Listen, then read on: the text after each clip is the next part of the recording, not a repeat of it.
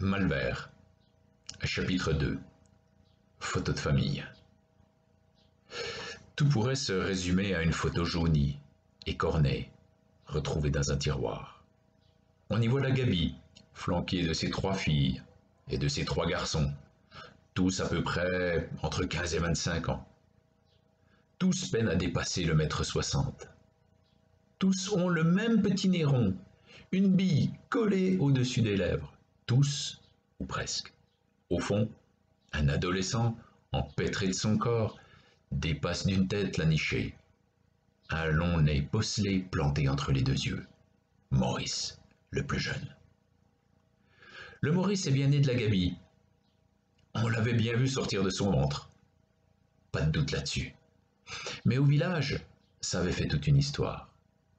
Le Gaston, le père, avait reconnu le môme juste pour pas faire jaser. Les mauvaises langues disaient même que c'était pas un accident, quand le Gaston était tombé des rochers et que tous ses boyaux s'étaient répandus par terre. Qu'est-ce qu'il serait d'ailleurs allé faire tout seul dans les bois, lui, Gaston Sanson, qui sortait presque jamais, même le dimanche après-midi? Les 5 autres regardaient le Maurice de travers. Ils trouvaient pas beaucoup de ressemblance entre eux et lui.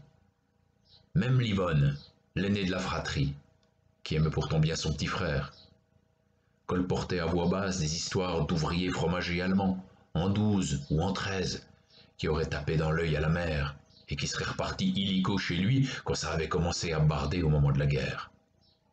Le Boche, lui, on l'avait jamais revu. La mère, elle avait jamais rien dit. Au moment de la photo, le Maurice était apprenti boulanger chez un patron et s'apprêtait à faire la connaissance de Livette Voinet, une fille du Taco. C'était pas très difficile de la rencontrer, faut dire, Livette. On la trouvait un peu partout, surtout là où il y avait de beaux gars. Le Taco, c'était le nom de la baraque que les Voinet habitaient, à la côte, l'ancienne gare de la ligne du chemin de fer local. C'était en tout cas l'endroit à Malvert où on pouvait se rincer autant l'œil que le gosier, et pour pas cher. Au Taco, c'était la Germaine, alias la mémère, qui faisait tourner la bicoque. Sèche comme un coup de trique, frusque noire, cheveux d'argent ramassés dans un chignon, un tempérament comme on n'en trempe plus. Livette et ses 2 sœurs, elle les avait eues sur le tard, après son remariage avec un veuf, Pierrot Voinet. Il avait déjà 4 gosses, le Pierrot, quand ils s'étaient connus. La mémère, aucun. Il travaillait dans une scierie.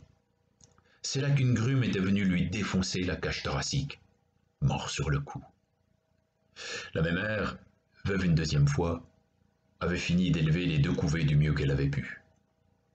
Les 4 premiers, ceux du premier mariage, étaient partis, et ils ne cherchaient pas à revenir. À suivre.